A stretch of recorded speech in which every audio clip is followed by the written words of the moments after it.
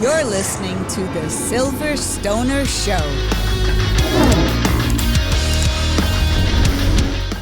Hey, dudes, dudettes, and trans dudes. It is I, your Uncle Herb, and we are here for another episode of The Silver Stoner. As always, let's go over the 5 tenets of being a Silver Stoner with the understanding that we are here to create a community of people who are both open to other people's ideas and thoughts and creative and use weed and other substances, which we occasionally talk about, and more as they become legal as the years go by, to expand your creativity and occasionally check out, because there is nothing wrong with an occasional checkout. Okay, let's get started. The 5 tenets, they're up on the screen. You know what they are. I'm not going to go through them one by one. I will simply highlight. Let's see, which one shall I highlight today, Tech Master E? Your fight is not mine. Your fight is not. That's a good one because, you know, that's what, tenet number 4 or 3? I don't know. Number 4. Number 4. Okay, numero cuatro. You know, I actually wrote these, but, you know, obviously I borrowed them because there's nothing original under the sun. And these came from Lao Tzu, who was the founder of Taoism in the year 645 BC, but that's a side note. Your fight is not my fight. It comes down to this. You know, we live in a country, I am prefacing that I just got to say I don't give a fuck what your politics are, really. I'm not here to criticize. But, like, when is enough enough? When does going to fight other people's battles killed enough people that we've had enough? That's the thought. And on a smaller level, on a day-to-day level, you don't have to join into every, you know when people try to enroll you in their victimhood, for example, and they want to get you all involved in their fight, or they're getting divorced, and, you know, a stoner doesn't get involved. A stoner steps back and says, God bless you. Your fight is not my fight. There are many sides to every story. I am open to them all. I love you. You're my friend. But I am not going to go to battle for you or anybody else but myself. And if we all live by that, how much better would the world be? You know, just as an example, the Middle East wouldn't be on fire right now, but that's another story for another day and not for the Silver Stoner as we move on to the happy Silver Stoner news of the day, because as you know, for the horrible stuff, you've got Fox News and MSNBC, depending on your political point of view, or CNN, whatever turns you on. I don't care. We're here for the good shit, and let's start with some good shit today. I always do, and first thing, I was looking at the Wall Street Journal, which is good, not for financial news, but because they tend to be even-handed about what's going on in the world. And I saw this story about this guy who is on the European Golf Tour, who lost 477 tournaments in a row. You know, and he's 48 years old. How many? And by the way, he's recognized as one of the world's great golfers, but his head gets in the way, like it does for so many people. Like he's a great golfer, and he's been in a position to win many, many times, and he always fucks it up. And here he is at 48 years old. And those of you who have never played golf, it's a head game. I mean, there are plenty of guys on plenty of municipal golf courses in America who play as well as Tiger Woods or anybody else. The difference is, do you play that well when there's, 50 million people watching on TV? That's when you find out, that's why a little weed. Do they drug test professional golfers? Do you guys know? Do they drug test professional golfers? Like they do, so. Like horses and everything? I don't know. But honestly, man, what defines a loss? Like, is a second place a loss? Well, not when or you are make you just the second best golfer in the world. That's champion status. No, I'm with you. Except that when you're an elite athlete, second place is a loss. I mean, there's the win. Like when Simone Biles goes out and does the second place for her would be a loss, right? I mean, when she's the greatest of all time, that's really ridiculous. But I'm with you, man. But this guy. Explain who we're talking to off camera. Oh, we're talking to him. So my table today is covered with paraphernalia because I have with me experts on paraphernalia, Chris and Val, both of the Coughing Canary, the largest, as far as I know, the largest smoke shop in the Phoenix area. And we're talking major city here, guys. We got about 5-6 million people, and this is the place. It's in Scottsdale, by the way. When I say we're Phoenix a big area, shop. I don't know if we're the biggest, but I think you're the biggest. I've been in all the shops. I think you're the biggest. Maybe biggest selection. Biggest selection. I would say that. Yeah, not in square footage maybe, but in selection, you guys are awesome. Oh, yeah. And they're in Old Town Scottsdale, which if you're ever in the Scottsdale area, is like the original old Western. They kind of maintain the theme feeling of it. There's a couple of nice hotels down there and shit. And anyway, you need to check them out. We're going to come back to them, but they'll be, as always, my guests can chime in any old time because I'm a casual, relaxed stoner kind of guy. I don't care. All right. So Anyway, good for him. The lesson there is never give up on a dream, right? I mean, and just this week, at the same week, Phil Mickelson, who was, won many tournaments, won the PGA at 50, the oldest guy to ever do it, which is pretty amazing. No other 50-year-old has ever won a major golf tournament before. Good for him. It makes me feel good, but at 64, I'm not playing in any fucking major golf. I play Frisbee golf, by the way, which is a better stoner game. Man, I used to play regular golf. Club, man. Yeah, What's that? I can't even swing a club. You ever try Frisbee golf, though? Oh, yeah, no, that's Much better fun. game. Oh yeah. Plus, you're always high. Although when I play golf, I play high because it keeps me from calling the game "fuck you" or "fuck me." Like hit the ball and "fuck me." But anyway, that's. I digress. All right, moving right along. Some news you can use. Kiplinger, which is a really nice source of middle-class financial information, the kind for real people and not for the rich people. So, like if you read Wall Street Journal, you get rich people financial advice, which really isn't appropriate to most people out there. So, but none of us like paying taxes, but we sometimes confuse what taxes mean. We pay. I read a statistic: the average middle-class family, it takes till May of every year for you to pay all the taxes before you get to the part of your income that's actually income. When you figure out sales taxes, property taxes, vehicle fees, license fees, parking fees, tickets, all of it together. So, without looking, fellas, guess what's the lowest tax state for middle class? Not for rich people. For rich people, it's the zero tax states like Florida and But what do you think's the lowest tax state for middle class people, for normal people? Take a guess. Man, I just smoke weed. Yeah, I know. It's not my fight, dog. Okay, fuck that. How about you? Take a guess. I don't give a fuck. Let's say Ohio. Good guess. Wrong state. Wyoming, actually. Okay. Wyoming. Yeah, I was about to say. The problem with Wyoming is it's colder than a witch's tit in Wyoming. Now, by the way, love Wyoming. Spent some time in Wyoming. I'm a fly fisherman, too. I enjoy that. Wyoming's got world class, Yellowstone's in Wyoming. It's an awesome place. But if you really want to live in a place with low taxes where the weather doesn't suck, Florida or Arizona are my state and Florida. Overall, our state has an income tax, for example, but our other taxes aren't as high as other states. So move to the warm weather, Florida, Arizona. Anyway, moving on. Next story. What a great time to get cancer. Do you love that for a headline? It is actually a great time to get cancer because for the first time in human history, you have a better than 50-50 chance of surviving it, of all the cancers across the board because of the march of technology. And I just brought this up because in the war against cancer, science is winning. And it's nice when people actually benefit from science and it's not like bandied about as some fucking play word by politicians. In real life, science is curing cancer at last. Thank Good to hear, man. You know what's behind it? I mean, this is really in the weed shit, but there's this technology called CRISPR, which is CRISPR. You've seen this? Yeah. This is the revolutionary. gene splicing stuff. Revolutionary. It's revolutionary, Tech Mastery. Bless you. Bless you. It's revolutionizing. I know how to speak English. I actually, studied English, but anyway. Anyway, if you get, God forbid, you get cancer, there's a very good chance. And with every passing day, literally, it's more and more likely that you're going to survive, which is, it's just good news. Okay, this is a great story I ran across. Get this. 50 years ago, this orphan girl who would have been adopted by another family was watching a television show and enjoying it. 50 years later, it turns out the star of the show is her mother. They were reunited, but the best part of the story is this is 50 years later. She watched her 50 years ago in the 1970s, if you're wondering what the time frame is. Without looking, guess the name of the show her mother was on. And I actually remember the show. In the 70s? Yeah. That's My Mama was the name of the show. Back in the 70s. That's ridiculous. I swear to God, it's true.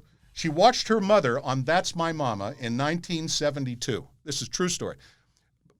Most of you guys aren't old enough to remember this, but before the 1970s, black people were only depicted on TV as pimps and drug pushers. But then in the 1970s, it was just Jim Crow only ended in the 1960s. I mean, it was a different time. Took a left. But then came All in the Family, which then spun off The Jeffersons, which was earth-shaking. And then there was a whole bunch of shows, including The Cosby Show. I know he's in prison, but but all those shows came as a result of finally realizing that black people are mostly not pimps and drug pushers. Not that we didn't already know that, but finally entertainment recognized it. And one of those shows was That's My Mama. And 50 years later, the woman's name, by the way, was Lisa Wright, was the young woman. And now she's not a young woman, but she met her mother from the show. Happy news. I'm just telling you. I don't know if they're stoners, but good. They need to, like, celebrate anyway. Remember, girls, you don't get a hangover from weed. Just throwing it out there. Okay. Now, next, I have another great story today. Get that. And I'm just going to read this. And guys, as I've told you, I don't use a teleprompter because I suck at it. President Obama was the best teleprompter reader I ever saw, but I couldn't hold his papers, let alone do it as well as he did it. So fuck it. I'm just going to read it from the paper like an old man because that's who I am. All right. So get this. On May 2nd, so this just happened. This guy, his name is Bauer, and his teenage daughter Ava were running errands when they got caught in a serious 5-car pileup on the Route 90 bridge in Maryland's Assawoman Bay. I probably said that wrong. It literally is Assawoman. A-double-S-A woman. I swear to God. If I'm making that up, God strike me dead. I probably said, it's probably Assawoman or something to make it sound better, but anyway. Reminds you of that Seinfeld episode, Ass Man? Did you ever see that one? That's another story. Okay.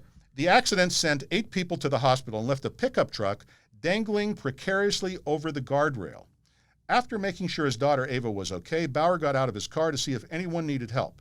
As he headed toward the teetering truck, its passengers alerted him to a heart-wrenching sight. A toddler, ejected from the passenger side, was floating in the bay, her pink dress billowing in the waves. Quote, I looked over and I saw the car seat, some other items, and then about 6 feet away from the car seat, I saw the little girl, and she was on her back floating perfectly.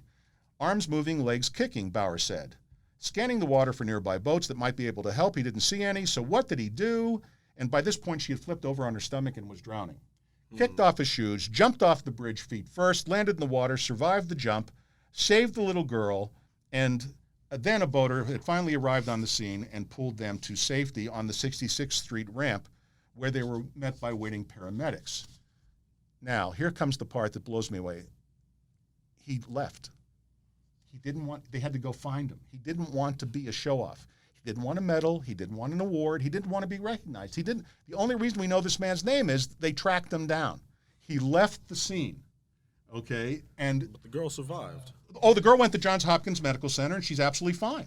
Excellent. And, but they finally found him, and they gave him an award. But the guy, true charity is done anonymously, guys. When they put their names all over, you go up to these buildings, and you see, like, the Bill Gates.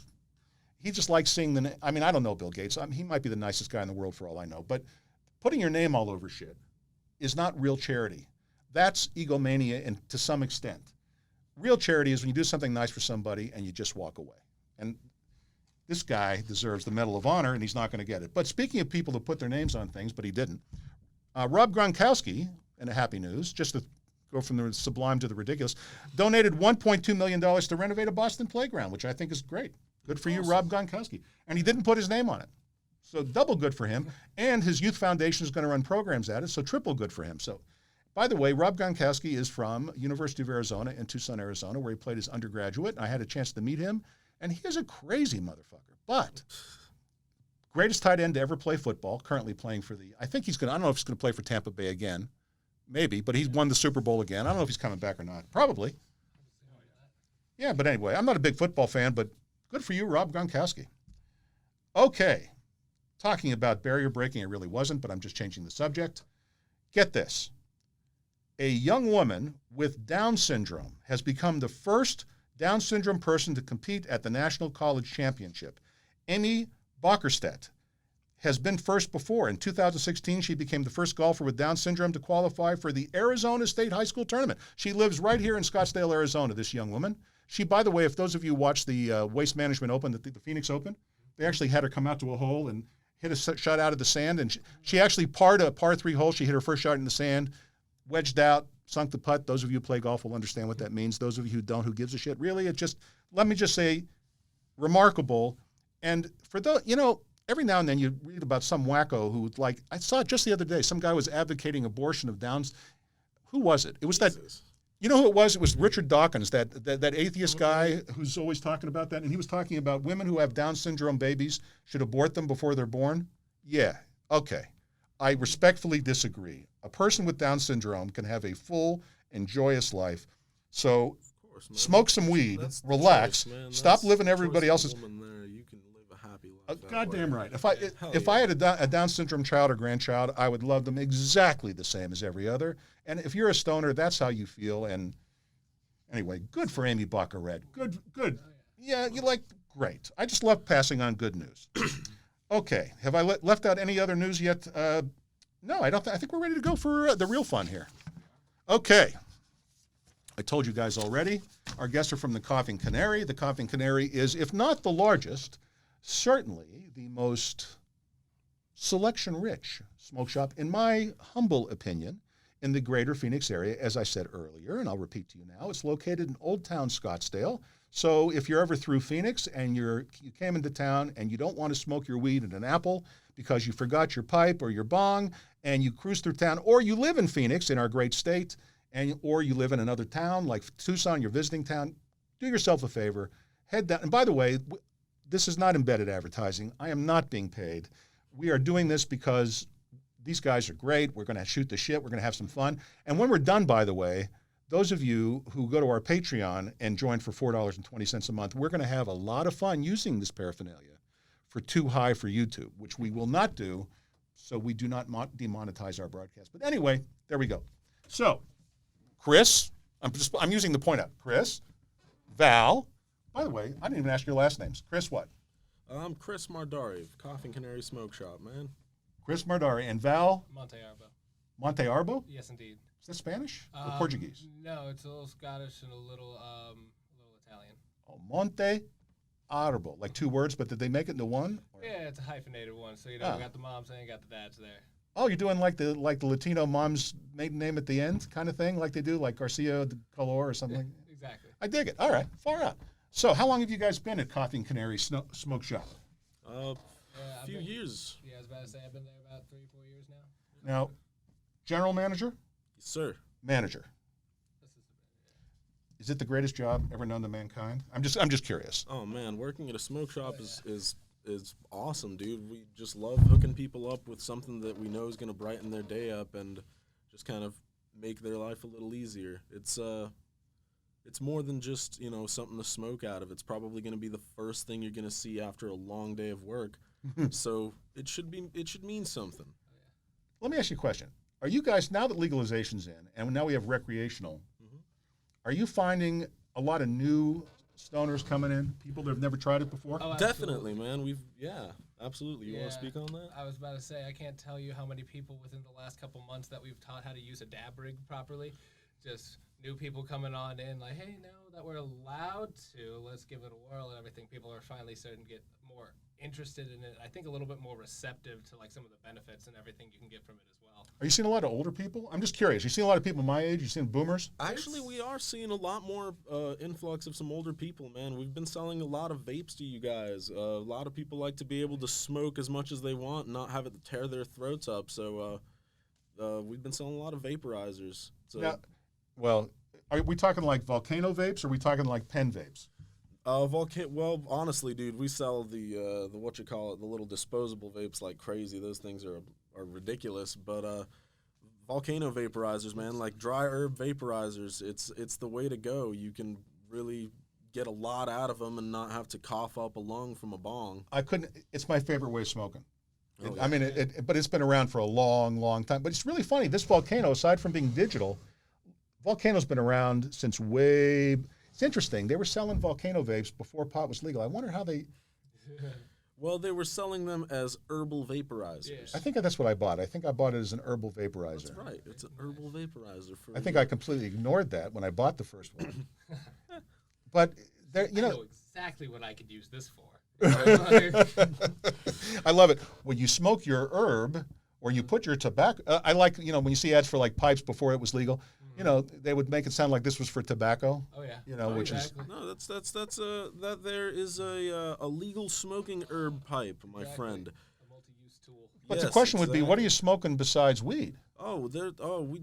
Tobacco, all kinds of stuff. You could smoke your tobaccos. We've got CBD flower nowadays. That's technically not exactly. Let me ask you about CBD. Let me ask you guys about CBD. Well, and I want to talk to you about this Delta 8 shit, okay? Because I haven't tried it. Have you guys tried the Delta 8 or whatever it's called? I have. I've tried some of that stuff. Yeah. It's How does it alright. work? What is it? What's happening with that shit? I haven't tried it. I'm just asking. It's very similar to. It's honestly vaguely similar to Delta 9. It's not quite as intense. From what I've noticed, a lot of people who have quit smoking through the years because it gives them anxiety or paranoia, and they just have panic attacks and everything due to it. When they try out the Delta 8, it seems to be less of a heady neural sort of effect from it, so they don't get quite as like that hypertension and that, again, overall anxiety from like the real psychoactive effect. I don't think that comes from, just between you and me, I've known lots of people that get anxious on weed over the years. They were anxious anyway. Oh, yeah. I mean, that's true, but but certain strains can definitely amplify it, and Delta 8 definitely can help actually kick it back. It's been known to help in anxiety, man. They do a lot of studies on it. So are you distributing Delta 8 in the store? Because it's legal. I don't give a shit if you are or you aren't. Believe me, I'm not trying to play gotcha. Man. So is it legal for you guys to sell Delta 8 in the store? Yeah. I think so. Yeah. Just got a couple different products and such like that. More so just started with the gummies and such, but yeah. Did the Delta 8 gummies do anything? They tend to work pretty well on people that don't smoke on a regular basis, kind of like low-dose gummies. So let me ask you a question. So I'm a guy that's been smoking since I was 14 years old. So that would be 50 years this year. Okay. Okey-dokey. Am I going to feel anything if I smoke Delta 8? Is anything going to happen for me? It's a different receptor. It's Exactly. a different cannabinoid receptor. So it will have different effects, but you probably won't notice it quite as much as a more inexperienced smoker. Well, can I smoke it in the same paraphernalia that I smoke everything else? Does it smoke just as well out of a volcano? Does it smoke just as well out of a bong? The only real difference with it hasn't been like treated chemically or anything. It's just how they grow it. Yeah. It's good genetics and proper growing techniques that get you, the low THC, high CBD, high CBG, and all these other cannabinoids like Delta 8. What are you seeing with the CBD crowd? I mean, you guys are seeing. I talk to people in dispensaries. Obviously, they're trying to sell weed. They're trying to sell CBD products, this and that and the other thing. And I don't blame. I mean, God bless them. But you guys are really providing the tools, so you're probably seeing a more honest. We definitely see a lot of people for the CBD, and honestly, we get a lot of people that have different medical conditions that come in for it. We get a lot of elderly people that come in that need it, and it sells really well for us, and it definitely has an effect. I personally use it myself. I was hit by a car recently, and I take it every morning to kind of help with a lot of the tightness I get in my neck and stuff, just to keep myself working at work. Now, when you say you take it, are you smoking it? Or are you smoking hemp, or what are you doing? Yeah, I was about to say, I prefer tinctures, honestly, when it comes to CBD. It has a faster onset, and it has the same effectiveness as edibles. Whenever you smoke it, you only get about, realistically, like 30 minutes to about 2 hours of true effectiveness from your cannabinoids, as opposed to ingesting it, having it absorb into your system a little bit more, or metabolizing it. You get at least about 3 to 6 hours of effectiveness, like properly from it. Yeah, So do you actually feel the effect of the CBD? Like, for example, I just had my shoulder, I won't show you the scar, but I just had my shoulder replaced. Okay, and obviously I've got tightness, and I'm in physical therapy and so on and so forth. Would that help me? It would definitely help. I wouldn't say that you'd feel the effect is not really the right way to put it. What I like to tell people, if you don't feel anything, that means it's working. If you don't feel that pain in your shoulder that you woke up with, if you don't feel that numbness that you've been dealing with, if you're able to continue through your day, that means it's working. So so you're dealing with CBD, you're dealing with Delta 8, you're dealing with a wide variety of paraphernalia. Oh, yeah. First of all, let me just ask straight out, what in volume, what's your number one selling, what's the word I'm looking for, paraphernalia? And like, when people come in, well, hey, let me break it down, because that's an unfair question. Newbies come in, okay? All right. Let's pretend I walk in, I'm a boomer, I've never smoked weed before. I walk up to the counter, I say to you, fellas, I don't want to break the bank, but, I'm living on whatever, doesn't matter. I want to get outfitted right, but like, what do you recommend? Honestly, a bong. Agreed. Just a standard beaker. Nice, easy to start with, easy to maintain, easy to keep clean, and it's a good way to kind of learn your airflow and everything before going into anything too fancy. And if you're looking for something just real quick and easy, a lot of people do still tend to go for like our spoon pipes and such like that too. I carry those when I travel. Yeah. Not that I would ever transport grass between state lines, but there are enough other states where I can always buy some weed legally that, but when I travel, I'm a pipe guy, but that's the only time I use them. Mm-hmm. Yeah, for the at-home setups and everything like that, some people just don't want, like, anything big because they're still a little, like, I don't know. It seems like they're still trying to hide it a little bit because some people, like, interpersonal relationships might make that a little tense there. Do you think there's really a stigma around it still? Oh, absolutely. Definitely. Yeah. Some households definitely still have a very strong stigma around it. It's disappointing, but it's still there. People grew up with this mentality, and I'm glad to say that a lot of that is going away now that, recreation is passed. But I always wonder how many of these people that knock weed are going home and knocking back 3 scotches after they knock the weed. I mean, what a fucking hypocritical thing. I can't say that even about everyone, man. We definitely get some people that are just laser straight that Do they come into, but why would they come into your store? We sell nicotine products. We sell nicotine, honestly. And they take the time to give you shit over weed? It's happened in the past. It doesn't happen nowadays too much. People are starting to chill out a little bit, but definitely, man. They need to remember the fourth tenet. Your fight is not my fight. Why do people feel like they have to share their fucking opinions with everybody? You ever walk into a grocery store and you're standing there and people start sharing their opinions with you? Like I love you, man, but I didn't ask. Who are you? Right. And they walk into your place of business where you're doing business with stoners and they're criticizing weed. I mean, that's a little rude. Yeah. It doesn't happen every day, but it's not our favorite thing, man. What's your favorite thing? My favorite thing is when somebody comes in and they're like, look, I know nothing. I really just need to sit down and have you guys explain how to use a pipe, what I'm doing, what do I need. The newbie that's willing to sit down and listen. That's honestly my favorite thing. So we can walk somebody through the entire process and really get them out the door knowing confidently What's the what they newbie need to invest? I mean, for example, I read the other day that the average trip to a dispensary now nationally is about $120. The average person when they walk into it, because they don't go every day, when they walk in, I mean, I do. I can tell you that's absolutely true for me. Oh yeah. And I'm getting the 20% veterans discount, and I'm medical, and I still spend $120 because I'm such a fucking stoner. But and I like a little, sometimes I like a little body high, sometimes I like a little head high, sometimes I like a little. But what were we talking about? I fucking lost my train of thought. Oh, you're all good, man. I'm high, by the way. That to you, by the way. Occupational hazard. We were talking about what you're going to need to get started. How much money are we going to talk? How much money are we talking about? Dude, I mean, I realize this is a lot more than $120, but I mean, just to get into the sport. Mm-hmm. To get into the sport, man, dude, if you've got $5 or $5,000, we've got a pipe for you. You could get a simple hand pipe like this starting as low as $5 all day long. Now, a simple pipe like this, this is a simple, elegant. I kind of like this pipe because and am I allowed to say the retail price in this pipe?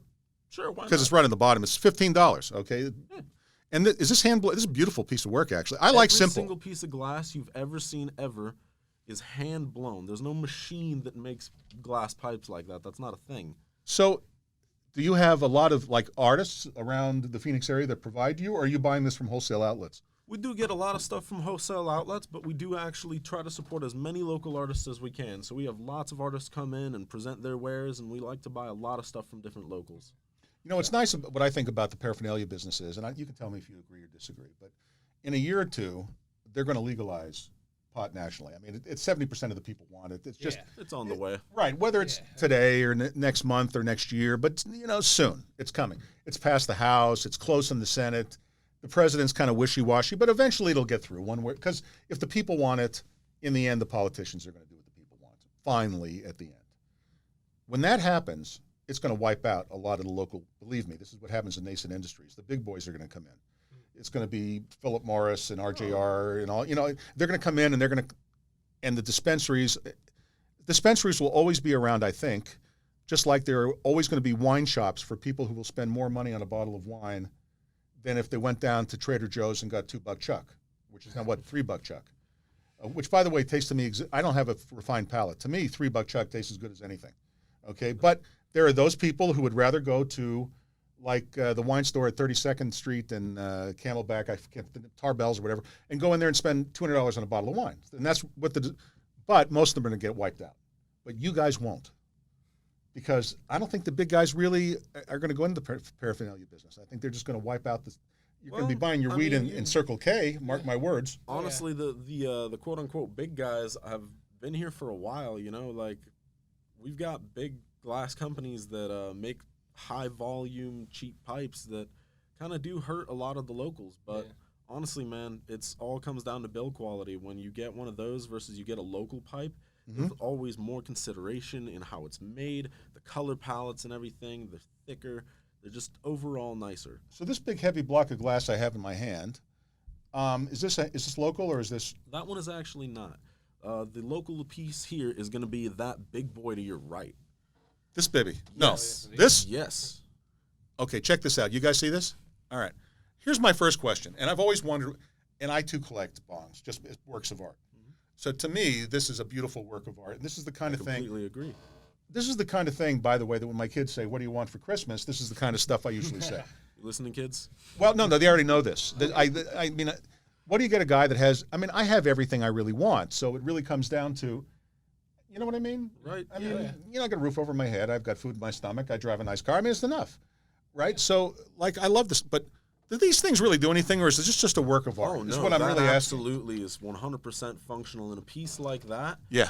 You've got those zigzags in there that add extra length to your bong. That bong is just about as long as a single person could comfortably hit by themselves. But having those extra zigzags in there makes it way longer. That's like a 6-foot bong when you stretch it out.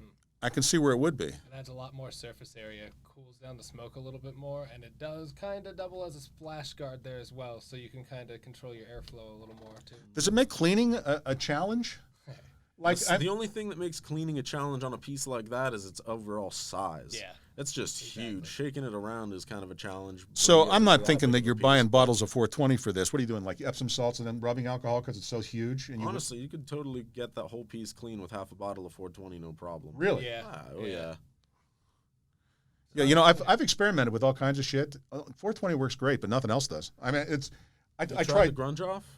Well, no, I tried this over-the-counter shit like out of the grocery store. Like, you know how they use Dawn Ultra to clean seabirds that have been in oil spills? That works great, but it doesn't work for shit on marijuana residue, I can tell you. You can shake that till you're blue in the face. You can leave it soak. Bubbles. You can soak that motherfucker for a week, and it doesn't make any goddamn difference. Oh, yeah.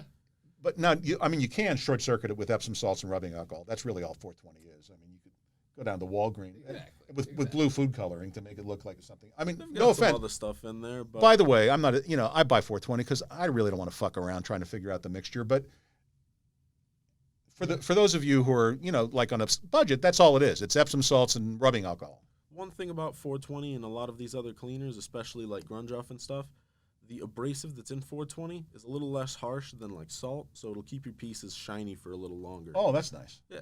Do you ever use brushes on your pieces? Like, do you ever? Not with any of my pieces. Because it'll scratch them? I don't know. I've just never needed the use for it. If you, like, with proper maintenance and everything like that, along with your piece, especially if it's, like, consistent, like using those, like, alcohol and Epsom salts or whatever cleaner that you want to use, like, most of the time you're able to soak most of it off. Like, I've had, like, a couple calcium stains on some pieces, but I've never had a point where I've had to, like, go in with a brush to get a decent bit of resin in there. Oh, that's good. All right. No, you just got to stay on top of cleaning your bong, man. Well, I'm anal retentive about it, but that's me. Now, do people invest in these heavy-duty propane/butane lighters, or, in your opinion, because there are guys that like a lot of times I smoke with rope, but I think it's more ritual. I don't really notice a lot of taste difference, but I always enjoyed fucking with it. I don't know. For sure. And feel free to disagree with me. Honestly, I like the hemp wick. The hemp wick's nice. It definitely gives a little bit smoother of a hit sometimes, especially if you're dealing with. I like it better on a bong because it's a little more gentle. Yeah, but I like that you can aim it. That's what my big thing is about it. I can. The problem with a flame thrower like this is you can burn up a lot of weed. Well, these are for dabs. Okay, that's only for dabbing. When people use torches for bowls and such like that, you're wasting a lot of weed. I feel like that's just a fully going hard moment, just like all right, we're gonna. I'm gonna as much smoke as this possible whole bowl right now. Yeah, but you're just posing because you're destroying half the bowl with the goddamn flame. True. You're still gonna do I'm not saying you don't get high, but you're really burning that weed fast. Yeah, If you pack a big enough bowl, it'll work. So let me ask you, are you one of those stoners that can smoke any amount of weed and you're always functional, or are you a stoner that can wipe out? Probably the first one for the most part, honestly. Yeah. Yeah. When it comes to edibles, it's like those are just pastries. Like Exactly. How many milligrams of an edible does it take for you to be put down? to put down. To really like, I'm on the couch and I'm done. Ooh. I'm fucking done. It'd have to be at least 1,500 at a time. Once, yes, sir. Yeah, no, absolutely. You would eat 1,500. A full Corova Black Bar and then snacking on some other ones throughout the day. Yeah, that's what it would take. You need 1,000 milligram bar in one sitting. I'd have several times over. You are my hero. Oh, you are my god. I can't do it, and I've been doing this shit for 50 years. It's 1,000 milligrams. All practice. I promise you, dabs are the way. You know how to get to Carnegie Hall, right? Practice, practice, practice. Yeah, right. yeah. Okay, we got to. We're by the way, guys. We're gonna do. I can't wait for the too high for YouTube. We're gonna cut to that pretty quick. I don't know. I mean, you'd think I'd have the resistance, but at about 300 to 500 milligrams, I start to look at that couch pretty happy. Yeah. Oh no! And then what happens? We'll That's leave still you in the pretty corner impressive. before we leave. Yeah. Let me put it to you this way: I get the giggles. You're gonna find that out. Okay, weed for me. Tell me if you agree with this. It like brings out your inner self to a large extent. For me, it does. You know how when people get drunk, you find out who they really are. Yeah. Like, you ever meet a mean motherfucker drunk who is always nice during I had this roommate in the military. I'm a Navy veteran, okay?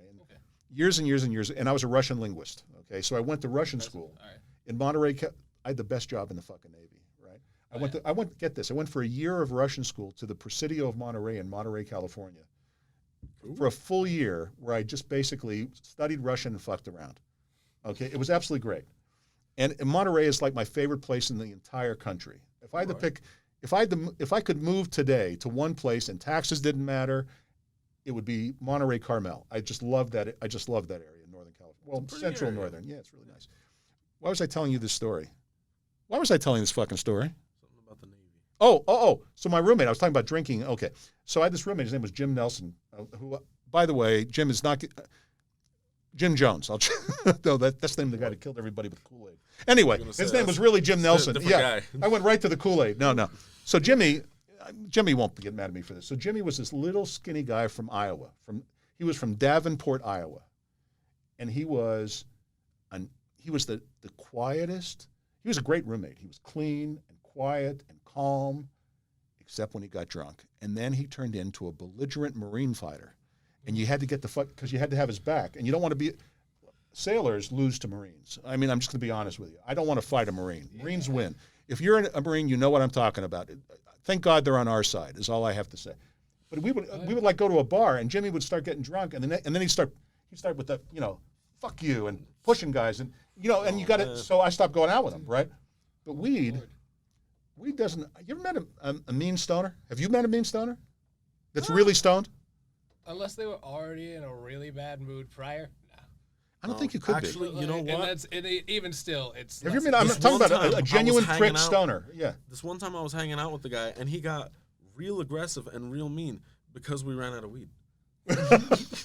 It's like you telling me I'm going to steal Chris's joke here, but we're talking about, does anyone ever overdosed on weed? He says, yeah, it takes about 250 pounds. You wrap it up in a bag and you beat them over the head with it. It's the only way you're going to die from fucking weed, right? Yeah. I mean, it's when I get really, and you'll see this, I just turn into Joe Goofy and everything becomes funny. And if I get too stoned, I can't stop. I can't stop laughing. Everything becomes, you could say to me, nice day. And somehow that would be funny to me stoned. It's just, I mean, I'm high right now, but I'm like, I took a couple hits. Yeah, exactly. Oh man, I miss those days. Yeah. What? The Goofy? The Goofy.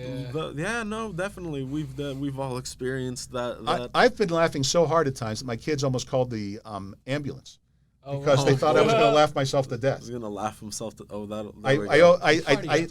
once they bought me, I won't go through the whole story, but they bought me an edible, and I didn't think it was working, so I ended up eating more of it than I should have. Oh, no. You know, I'd cut it up, and then the first little piece didn't work, and the second little piece, and I waited an hour, and nothing was happening. So finally I said, fuck it. It was my birthday, and so I ate the whole fucking thing. Oh, yeah. And it turned out it was way over the top, and I was laying on the couch just giggling, and nothing, I couldn't stop. I was tears were running down, and they were going to call the ambulance until finally I started to come down the other side, and it was fine. But it was lovely. That's awesome. I think we've got to do the too high stuff. You know, I don't know that you can appreciate this paraphernalia without using it. So here's what we're going to do. I'm going to wrap up this broadcast now. And then if you haven't joined the Patreon, join the Patreon. $4.20 gets you into the level. That's all you need is the first level to just watch the too high for Of course it YouTube. is. Oh, yeah. What's that? Of course it's 420. Well, fuck. What else is it going to be? Yeah. Am I going to make it 450? I mean, what I wanted to do was have an amount small enough that every single stoner could participate. Oh, yeah. Right? Like, who's going to miss $4.20, right? Yeah, I don't want to, look, do I want to make money doing this? Yeah, I do. But there's an old saying in business that says, feed the poor, live with the rich, feed the rich, live with the poor. Did you ever hear that saying? It's like a restaurant saying, but it really true in all business. Who do you think's richer? The guy that owns the McDonald's or the guy that owns the fanciest restaurant in town? Who do you think's the richer restaurateur?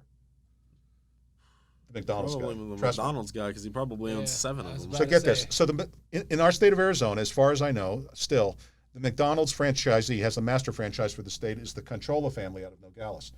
And believe it or not, the McDonald's in Nogales, Arizona, last I knew, I could be wrong now, but for years, for decades, it's been the #1 grossing McDonald's in the world.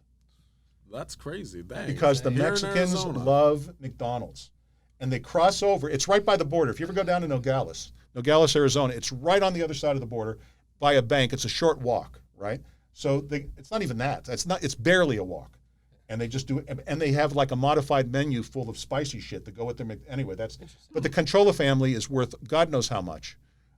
And they're richer than all. The point of the matter is there's a lot more poor people than rich people. And you can make a lot more money not grinding your axe on them than going.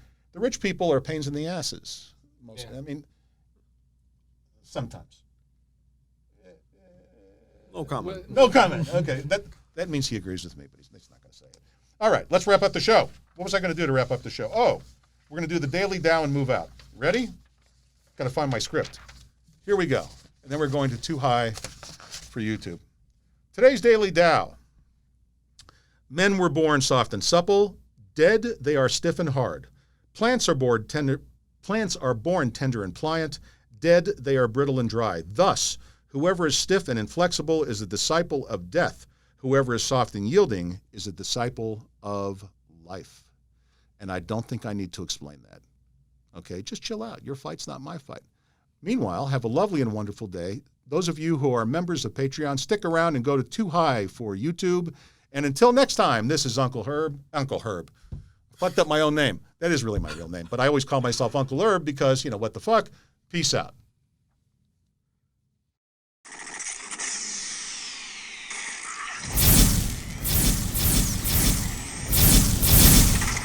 You're listening to The Silver Stoner Show.